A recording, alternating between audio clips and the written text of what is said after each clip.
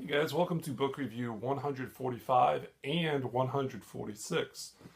Today I'm going to be reviewing these two books, Into Thin Air and The Climb, which I both read. The reason I'm reviewing them simultaneously is because even though there's some points of contention, some hot points of contention between the accounts of what happened in these two books, they run on very similar time frames or similar tracks, if you will. So what both books are about is the 1996 Everest disaster, where a number of climbing teams got caught up essentially in a snowstorm close to the peak of Everest or at very high elevation, and actually resulted in the death of one, two, three, four, five members of two of the teams that went up there. So the two primary teams this story is about, even though there are some secondary teams that were around the mountain and kind of involved with the whole incident, was Adventure Consultants, headed by Rob Hall, and Mountain Madness Guided Expeditions, guided by Scott Fisher.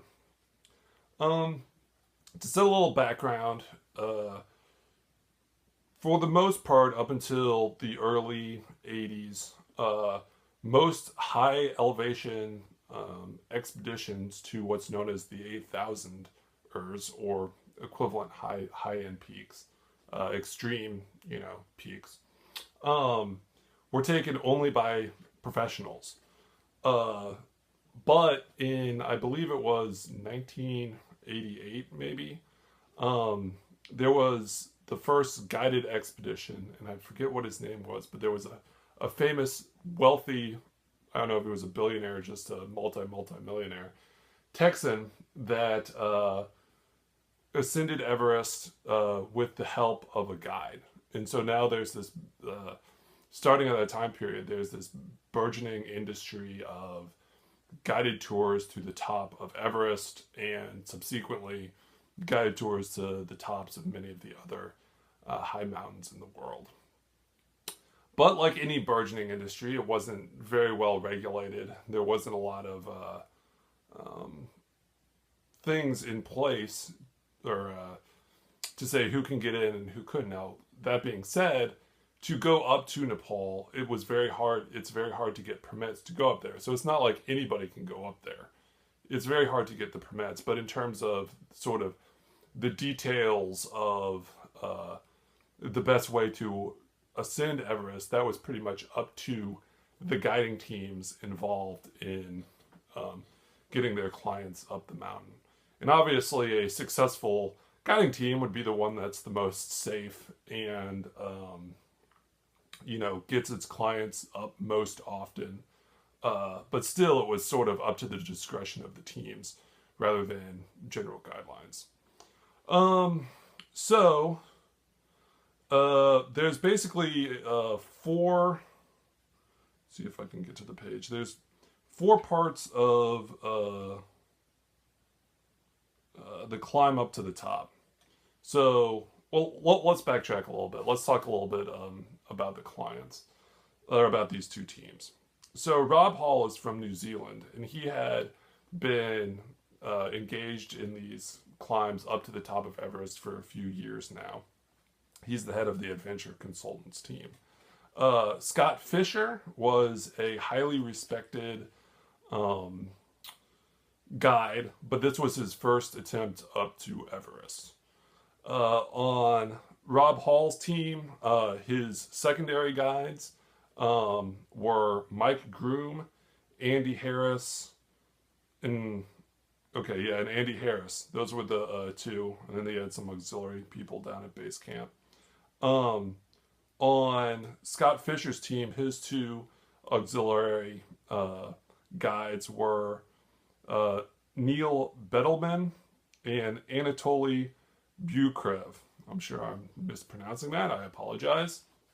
Anatoli was also I'm kind of looking at Into Thin Air just because it has a list of all the characters involved.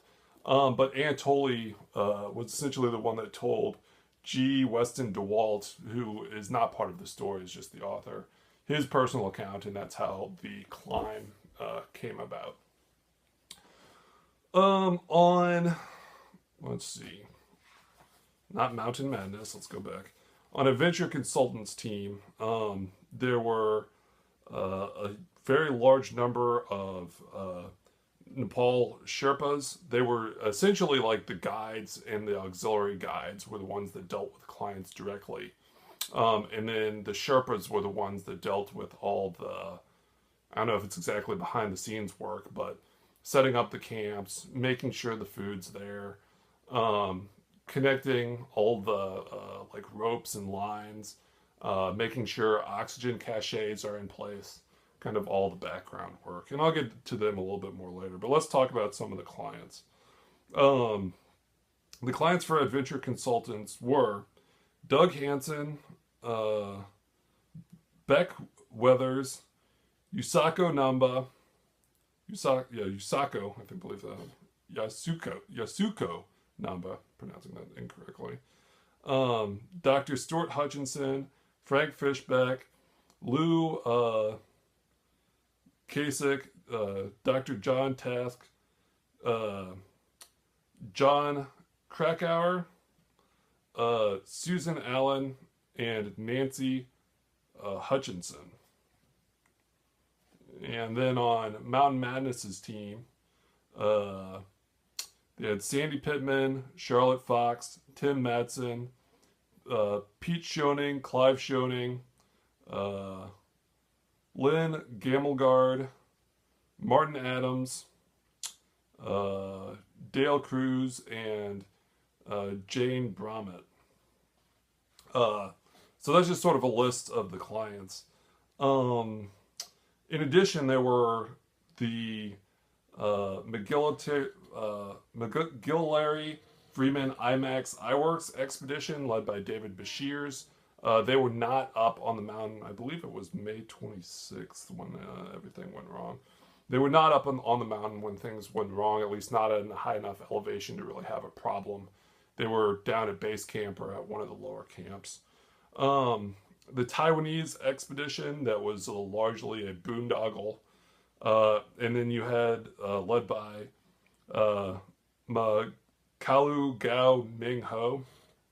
And then the other boondoggle was Johannesburg's Sunday Times expedition. There was also International Commercial Expedition, Alpine Ascents, International Guided Expedition, Himalayan Guides Commercial Expedition, as well as a couple Scandinavian solo expeditions. Yeah, that's pretty good. Probably Everest. Oh, there's a cleaning expedition on there too. Anyway, rather than just listing all these expeditions, the key two to remember are the ones that went up to the top. So let's get to it. They were in base camp. Let me get to the map. They were in base camp and essentially had some acclimation. I'm going to pause here and do this as a multi-part.